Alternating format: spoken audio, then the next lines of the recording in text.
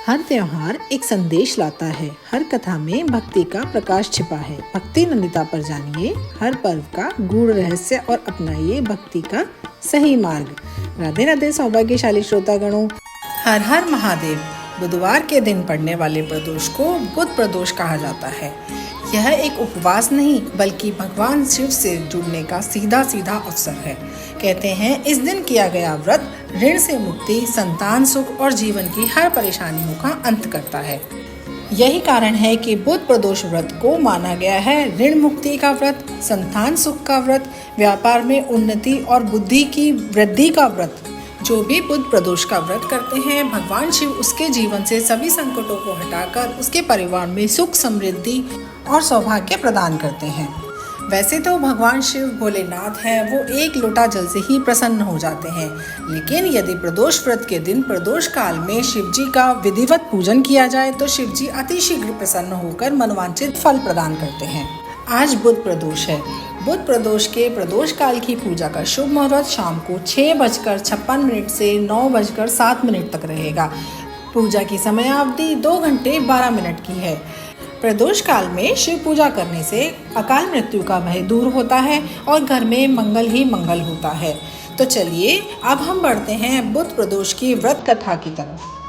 प्राचीन समय की बात है, एक पुरुष का नया विवाह हुआ। विवाह के कुछ ही दिन बीते थे कि उसकी पत्नी अपने मायके चली गई। कुछ दिनों बाद वह अपनी पत्नी को लेने के लिए गया। जब वह पत्नी को लेकर लौटने लगा तो ससुराल पक्ष के लोगों ने उसे रोकने की कोशिश की। कहा विदाई के लिए बुधवार का समय शुभ नहीं होता, लेकिन वह नहीं माना और पत्नी के साथ बैलगाड़ी में चल पड़ा। विवश होकर सास ससुर ने अपने जमाई और पुत्री को भारी मन से विदा किया। नगर के बाहर पहुंचने पर पत्नी को प्यास लगी। पुरुष लोटा लेकर पानी लेने के लिए निकल पड़ा। पत्नी एक पेड़ के नीचे बैठ गई। थोड़ी देर बाद जब वह पुरुष पानी लेकर लौटा तो उसने देखा उसकी पत्नी किसी से हंस हंस कर बातें कर रही है और लोटे से पानी पी रही है। यह देखकर वह क्रोधित हो गया। जब वह पास पहुंचा तो उसने देखा कि उस आदमी की शक्ल उसी की तरह है। पत्नी सोच में पड़ गई कि दोनों पुरुष झगड़ने लगे। धीरे धीरे वहां भीड़ एकत्रित होने लगी और सिपाही भी आ गए। हम शक्ल आदमियों को देखकर वे हैरान रह गए। स्त्री भी असमंजस में पड़ गई। तब पुरुष ने भगवान शंकर से प्रार्थना की, हे भगवान हमारी रक्षा करो, हमसे बहुत भारी भूल हो गई।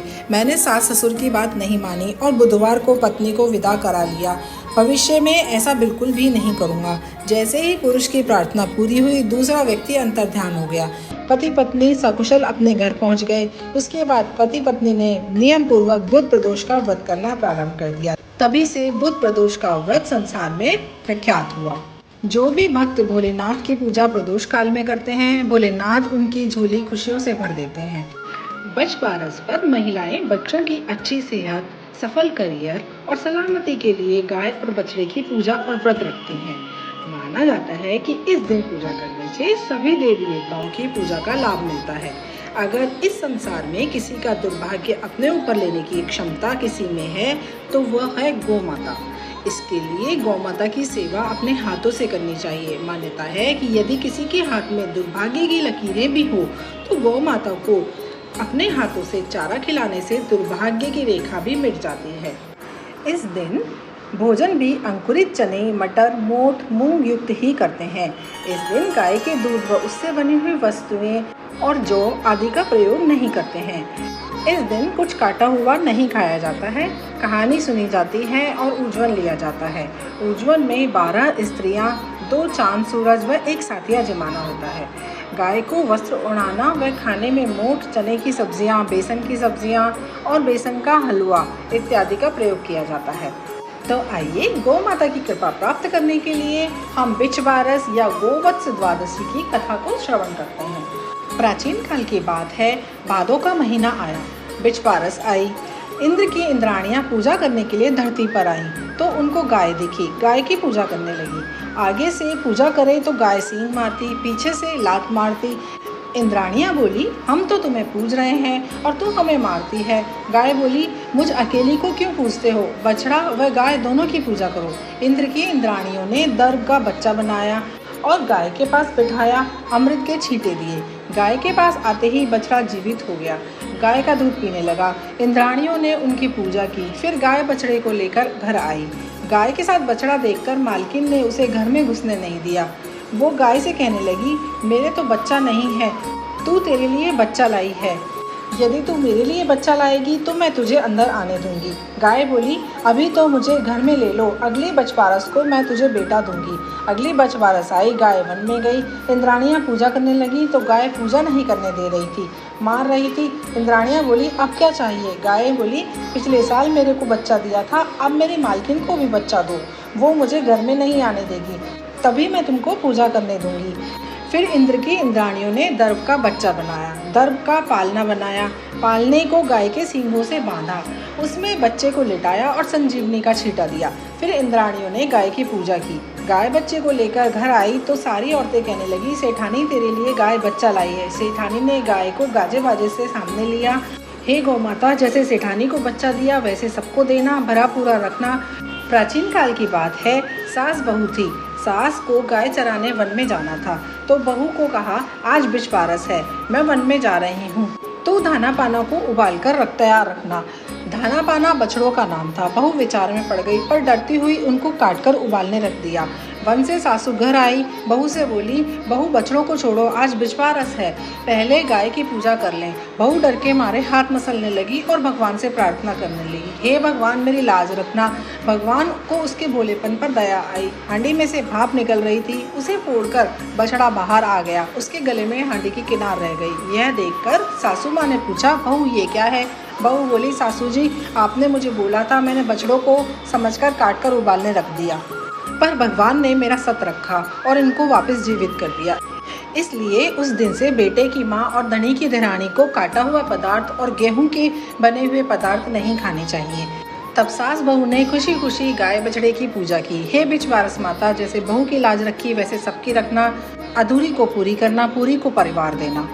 एक बार की बात है, एक गांव में अकाल पड़ा तो गांव के साहूकार ने तालाब बनाया, उस पर पानी नहीं आया। साहूकार ने पंडितों से पूछा, तालाब पर पानी क्यों नहीं आ रहा? तो पंडित बोले, तुम्हारे दोनों पोतों में से एक पोते की बलि दो तो पानी आ जाएगा। साहूकार ने सोचा, एक पोता मर जाएगा तो गांव का भला हो जाएगा, पर बहू से बात कैसे की जाए? सोचने लगे। बहू से बोले, बहू तुम्हारे पीहर से बुलावा आया है, छोटे हंसराज को साथ लेकर चले जाना, बच्छराज को यहीं छोड़ जाना। बहू पीहर चली गई, पीछे से बच्छराज की बलि दे दी गई। तालाब में पानी आ गया। अब साहूकार ने तालाब पर बड़ा यज्ञ किया, सबको बुलाया। बहू के भाई ने कहा, बहन तेरे यहाँ इतना बड़ा उत्सव हो रहा है पर तुझे नहीं बुलाया? मुझे तो बुलाया है, मैं तो जा रहा हूँ। बहन बोली, भैया घर में बहुत काम है इसलिए भूल हो गई होगी, अपने घर में जाने में कैसी शर्म, मैं भी चलती हूँ। बहू घर आई, सास ससुर डरने लगे। अभी बहू पूछेगी तो क्या जवाब देंगे? फिर सासू बोली, चलो बछवारस और तालाब की पूजा करने चलें। दोनों ने पूजा करी। सासू बोली, बहू तालाब के किनारे कंसुबल से खंडित करो। बहू बोली, मेरे तो हंसराज बच्छराज है, मैं खंडित क्यों करूं? सासू बोली, जैसा मैं कहती हूँ वैसा करो। बहू ने बात मानते हुए किनार को खंडित किया और आओ मेरे हंसराज बच्छराज लड्डू उठाओ। सासू ने मन ही मन भगवान से प्रार्थना की, बछवारस माता मेरी लाज रखना। भगवान की कृपा हुई और तालाब की मिट्टी में लिपटा बच्छराज और हंसराज दोनों दौड़े चले आए। बहू पूछने लगी, सासू जी ये सब क्या है? तब सासू जी ने सब सच सच बता दिया। कहा, भगवान ने मेरा सत रखा है, इसलिए माताएं भी ओगड़े यानी गोबर की पाल का तालाब बनाकर उसकी पूजा करके किनार खंडित करके उस पर लड्डू रखे और अपने बेटे से उठवाए। इस विधि से पूजन करके माताएं अपने बच्चों की सलामती की प्रार्थना करती हैं। बोलिए गोवत्स द्वादशी की जय, विनायक जी महाराज की जय। एक मेंढक मेंढकी थे। मेंढकी के विनायक जी का नियम था।